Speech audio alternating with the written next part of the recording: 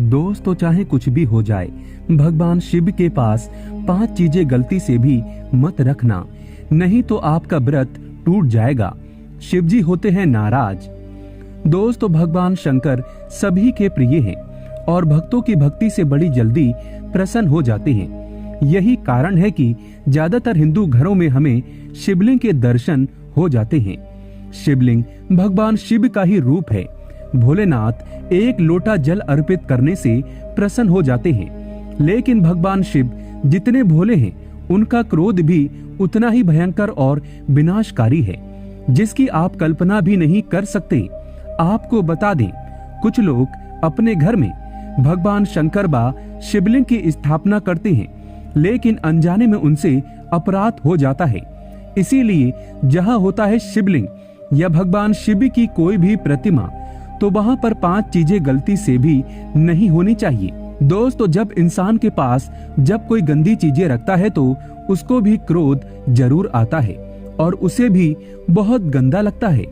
ऐसे में जब भगवान शंकर की बात आती है तो वो महाशक्ति हैं और देवों के देव और कालों के काल भी हैं।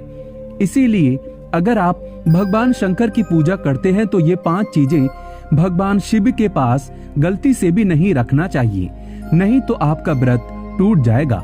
सावन का महीना बड़ा ही पवित्र महीना माना गया है, इसीलिए ये 5 चीजें भगवान शंकर के पास कभी न रखें। तो चलिए जानते हैं। दोस्तों, नंबर 1, जहाँ रखा हो शिवलिंग या महादेव की कोई भी प्रतिमा, तो वहाँ पर भूल कर भी चप्पल जूते लेकर नहीं जाना चाहिए। जरा सोचिए, जब आपके कमरे में कोई चप्पल लेकर प्रवेश करता है तो आपको कितना क्रोध आता है। इसी कारण महादेव भी आपसे नाराज हो जाते हैं और आपको मिलने वाला फल नष्ट हो जाता है। ऐसे में मंदिर में नंगे पांव ही प्रवेश करना चाहिए, क्योंकि चमड़े की चप्पल हमेशा अशुद्ध रहती है। इससे देव शक्ति नाराज होती है। दोस्तों, नंबर 2, अक्सर महिलाओं को मासिक धर्म आ जाता है और वो बिना किसी को बताए पूजा पाठ कर लेती हैं, जो कि शास्त्रों में वर्जित माना गया है। इस समय महिलाओं को जानकर भी अनजान नहीं बनना चाहिए। अगर आपको मासिक पीड़ा है तो घर के बने मंदिर में या बाहर बने मंदिर में कभी प्रवेश नहीं करना चाहिए। इससे देव शक्तियां नाराज होकर आपसे क्रोधित हो सकती हैं। ऐसे समय में शिवलिंग को छूना घोर पाप के बराबर माना गया है। जरा सोचिए, ऐसी अवस्था में जब महिला को बुरा लगता है तो ईश्वर को कितना बुरा लगेगा। इसीलिए महिलाओं को ऐसी अवस्था में मंदिर, यात्रा, घर में पूजा पाठ, भगवान की प्रतिमा को छूना या तुलसी में पानी भी नहीं डालना चाहिए।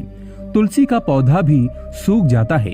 जब देव शक्तियां नाराज होती हैं तो लाजमी है कि घर में कंगाली और गरीबी, लड़ाई झगड़े होने लगते हैं। ऐसा कभी मत करना। दोस्तों, नंबर 3, शास्त्रों में बताया गया है कि जहाँ होता है शिवलिंग तो वहाँ पर सभी शक्तियाँ सक्रिय रहती हैं। अगर घर में होता है शिवलिंग तो वह व्यक्ति महादेव की कृपा सदैव पा लेता है।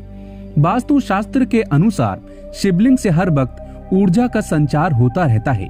इसीलिए शिवलिंग पर जल धारा हमेशा होनी चाहिए, जो ऊर्जा को शांत रखता है।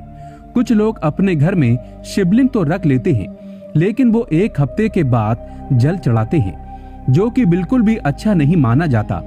अगर आप जल नहीं चढ़ा सकते तो आप अपने घर में शिवलिंग स्थापित कभी ना करें, जो कि गरुड़ पुराण में बताया गया है। इससे उल्टा घर में विनाश होता है। दोस्तों, नंबर 4, शास्त्रों में बताया गया है कि तुलसी और महादेव का बैर माना गया है। इसी कारण तुलसी में शिवलिंग और गणेश की प्रतिमा को नहीं रखा जाता।